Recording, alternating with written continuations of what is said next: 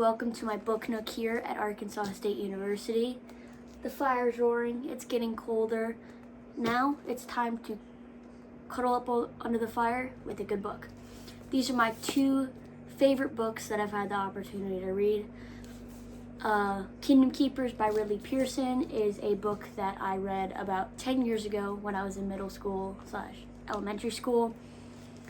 And then this one, Fourth Wing by Rebecca Yarros, is a part of a trilogy, which the third book's coming out soon, where I had the opportunity to read it last year. By Ridley Pearson is about every kid's dream. It was one of the biggest dreams I had as a kid, and that is being in Walt Disney World after the park is closed. 5 kids are actors for Disney as they are hired to be tour guides, but strange things start to happen when some of the malfunctions in the park don't really add up. One of the positives I would have to say, this is a very unique plot. Most books at the time were not really about Disney, and nobody really took the turn of kind of diving into what Disney would be like when the park is closed.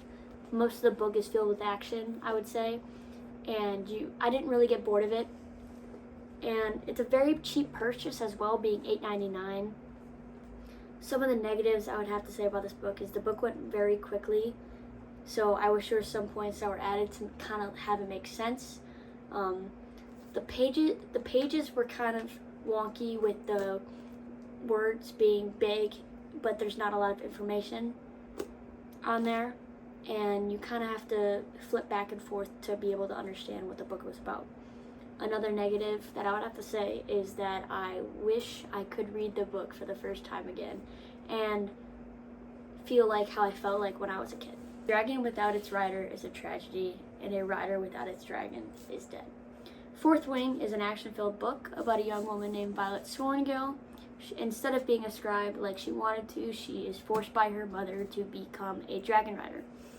This book has been all over my TikTok For You page, and I wanted it to get off of there, so I ended up picking it up, and all I have to say is wow. This book was amazing. I am normally not a fan of fantasy books, but it was not the princess getting saved by the knight and happily ever after.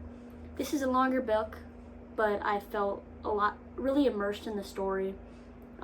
There's a lot of times where some books can get kind of boring, and you can't really see yourself there, but I was.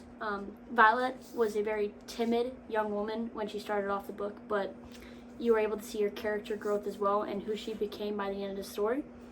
By the end of the story, you could tell which direction the book was going. So now there are 2 more books. One's actually coming out. The second one's Iron Flame, and the third one's Onyx Storm. One of the biggest negatives being a broke college student is that it was kind of expensive if you really don't like reading. It's about 500 something pages, but I'm a really avid reader, so being able to get through this and like it was worth the price to me. If you don't like action or fantasy, this is not a book for you. This is a very action-filled / fantasy book with there being dragons. So if you could imagine How to Train Your Dragon meets adult fiction, this is that book. One last negative I'll have to say is that there are very tiny words in this book, which is why it's such a hefty one. I have very bad vision, so trying to read these tiny words without squinting, like a dad reading his phone.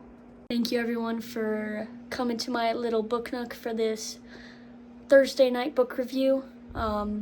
If you were to take anything away from this video, is that you are now going to spend $80 for the rest of the series.